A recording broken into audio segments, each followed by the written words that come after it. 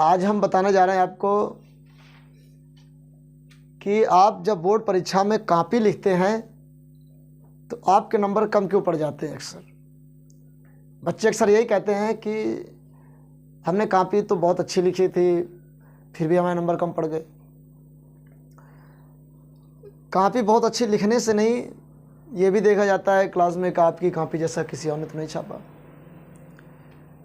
Copy में जो शब्द लिखे जाते हैं बड़ी स्पष्टता के साथ लिखे जाते हैं, बड़ी ही स्वच्छता के साथ लिखे जाते हैं। जब हमारी कॉपी में शब्दों को सही तरह से सुव्यवस्थित करके लिखा होगा आपने, तो आपको अच्छे नंबर मिलने के चांस होते हैं। और हेडिंग आपकी हाईलाइट बहुत अच्छे से होनी चाहिए, जो उसका मेन पॉइंट होता है वो भी हाईलाइट होना चाहिए।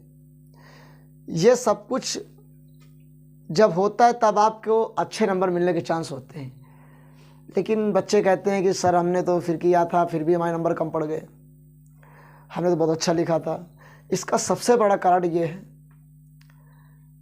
कि आप जब भी अपनी कॉपी लिख रहे होते हैं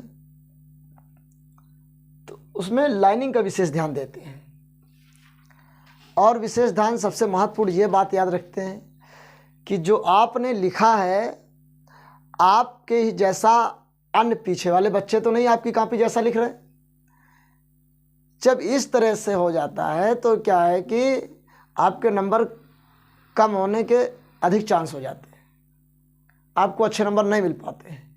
का सबसे बड़ा कारण ये है कि हम अच्छा लिखते हैं, अच्छे पॉइंट्स नोट करते हैं, फिर भी नंबर कम पड़ते हैं। इसका एक कारण है कि आपकी कॉपी जैसा किसी और ने पीछे से देख लिया, अन्य बच्चे भी देख करके आपका लिख लिया जो भी आपने लिखा, तो इस हिसाब से आपके नंबर कम हो जाते हैं। तो विशेषकर इन चीज़ों को ध्यान देना। क्वेश्चन पेपर को ध्यान से पढ़िए। जो क्वेश्चन आप लिखेंगे उसको जैसे ही आप लिखना प्रारंभ करें तो सबसे पहले क्वेश्चन को ही हाईलाइट कर दें। क्वेश्चन नंबर जैसे लिखते हैं आप, क्वेश्चन नंबर 1, क्वेश्चन नंबर 1, इसको ही आप हाईलाइट कर दीजिए। जैसे आप इसको हाईलाइट कर देंगे तो समझ में आ जाएगा कौन सा क्वेश्चन है मेरा। तो विशेषकर इन चीज़ों का ध्यान। तो अब क्वेश्चन नंबर 1 का क्या है, आंसर नंबर 1।